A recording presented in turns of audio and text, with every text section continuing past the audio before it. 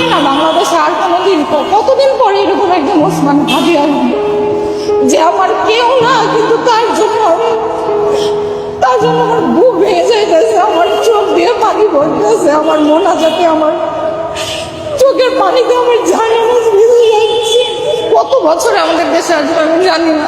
তার যে সততা, তার যে সিম্পলিসিটি, তার যে দেশপ্রেম। আগামী 50 বছর বাঁচলাম, কোনো ইম্প্যাক্ট তৈরি হলো না আমার দিয়ে, দেশের জন্য, রাষ্ট্রের জন্য, উম্মার জন্য, জাতির জন্য। কিন্তু আমি ধরেন 5 বছর বাঁচলাম, সেটার মধ্য দিয়ে যদি আগামী 50 বছরের ইম্প্যাক্ট তৈরি হয়, তাহলে অনেকদিন বেঁচে থাকায় কি সাফল্যের বলেন? শহীদ প্রেসিডেন্ট জিয়াউর রহমান কয়টা দিন বেঁচেছেন, কিন্তু ভাবেন আজকে পর্যন্ত উনি আমার অনুপ্রেরণা।